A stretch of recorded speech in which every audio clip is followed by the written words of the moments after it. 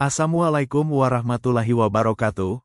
Mari saksikan video pembelajaran tentang Surah Al-Maun 2025 bersama Cecep Ibrahim, SPDI.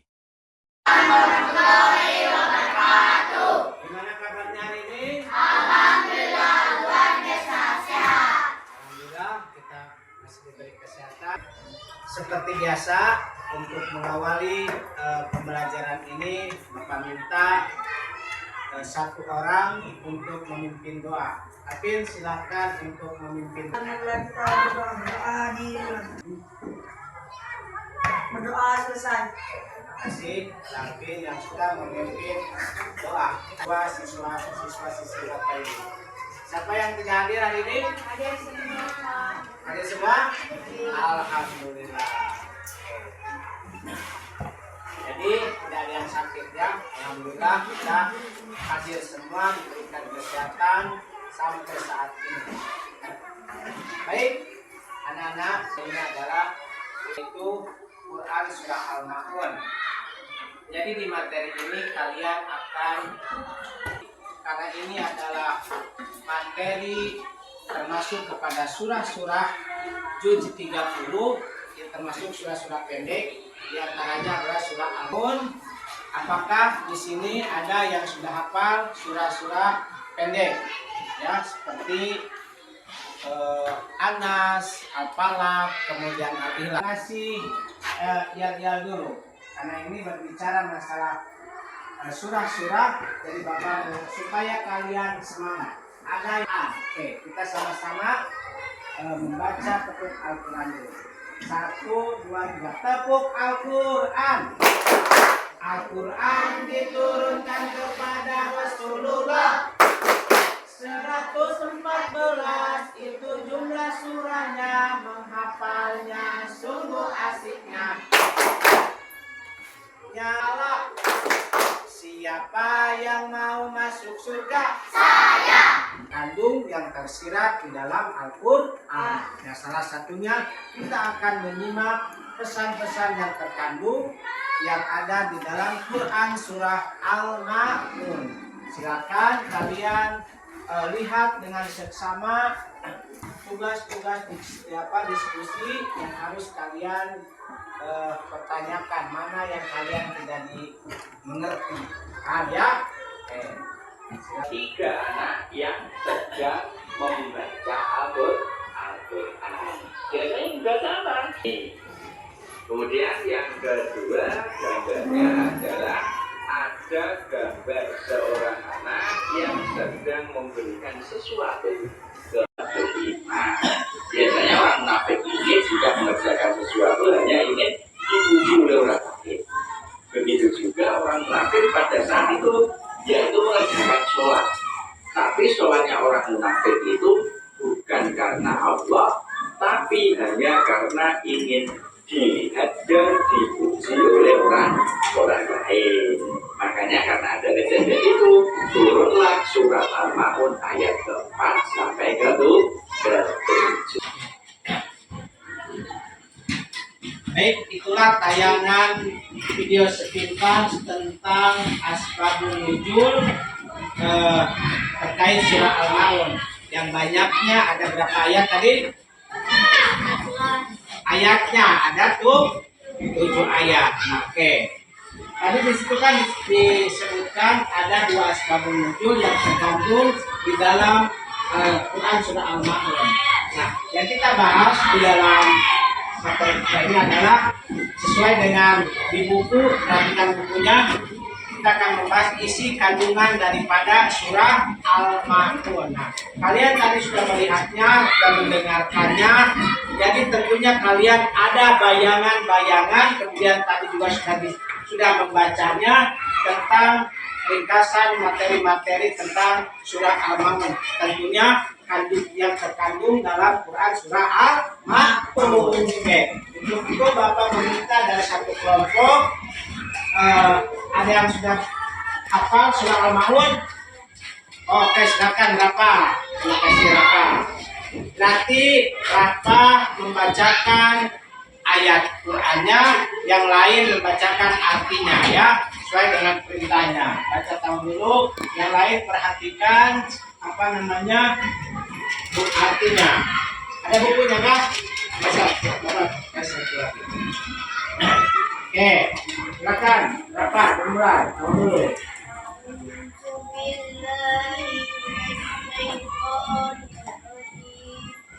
Bismillahirrahmanirrahim. Ara'aital ladzi yukadzibu bid-din. Fadzalikal ladzi yad'ul yatim. Wala yahuddu ala ta'amil miskin. Dan tidak mendorong menghidupkan orang miskin. Adalah orang yang salah. Alladzina hum an salatihim sahun.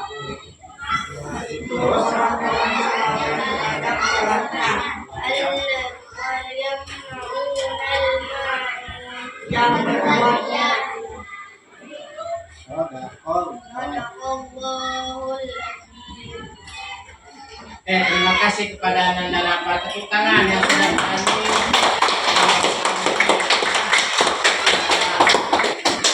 Nah, jadi itulah materi tentang surah Al-Maun, kemudian beserta artinya yang kita bahas ini adalah pesan-pesan yang terkandung di dalam kehidupan dalam surah Al-Maun. Kemudian kalian nanti mencoba mengaplikasikannya dalam kehidupan sehari-hari. Nah, sampai di sini.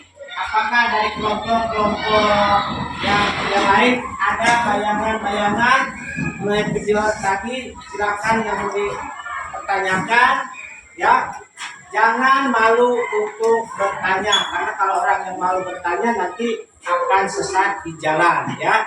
Jadi usahakan kalian harus punya pendapat untuk bertanya, karena ini adalah diskusi, ya. Artinya ini forum itu publik, artinya jangan takut salah, harus bisa kalian berpendapat, ya. Silakan belajar. Kelompok satu mana? Kelompok dua? Kelompok dua mana? Kelompok dua, kelompok tiga? Kelompok empat? Oke, kelompok empat. Oke. Atau Bapak tunjuk kelompok tiga dulu. Silakan kelompok tiga. Ada pertanyaan? Ya. Waalaikumsalam warahmatullahi wabarakatuh. Ini dari kelompok tiga yang ditanyakan, Ya. apa kita harus menyayangi anak yatim piatu? Oke, terima kasih. Tepuk tangan. Bapak tulis dulu pertanyaannya. Kenapa kita harus menyayangi anak yatim? Bagusnya Bapak tampung dulu mungkin pertanyaan keseluruhan penjelasannya. Oke. Mungkin kelompok yang lain silahkan, jangan malu untuk bertanya, jangan takut untuk salah, ya. Karena lebih baik kita mencoba daripada tidak sama sekali. Karena kalau salah dalam belajar itu hal yang biasa, ya. Kan jangan takut untuk salah. Oke, silakan. Pertanyaan, Bapak minta dua kelompok aja lagi, ya. Silakan. Kelompok mana? Kelompok 4. Silakan kelompok 4. Silakan. Assalamualaikum warahmatullahi wabarakatuh. Waalaikumsalam warahmatullahi wabarakatuh. Kami dari kelompok 4 ingin bertanya, Apa pertanyaannya? apa yang disebut fakir miskin? Apa yang disebut dengan fakir? Oke, bagus. Miskin. Oke. Satu kelompok lagi. Silakan. Waalaikumsalam warahmatullahi wabarakatuh.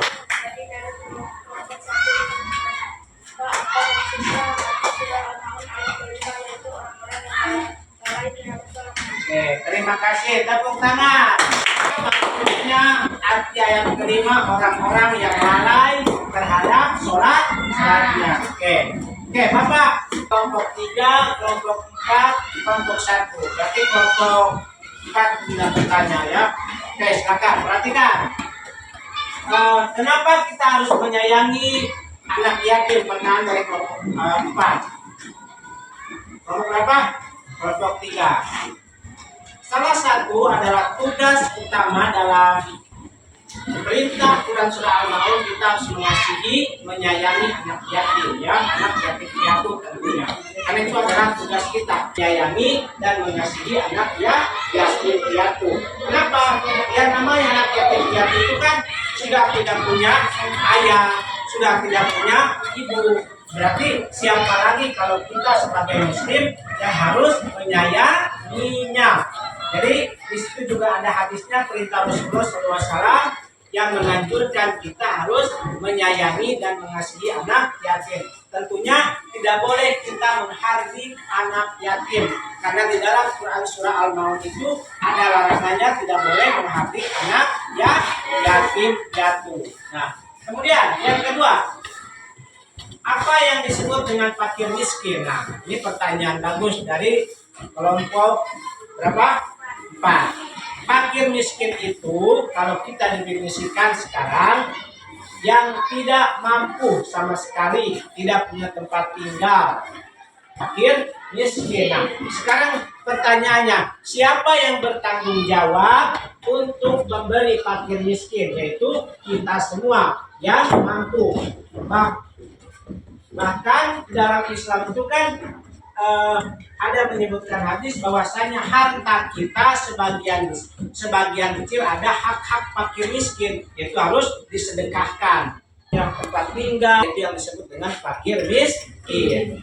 Berarti sekali lagi, siapa yang harus menyayanginya? Ya kita sebagai orang muslim.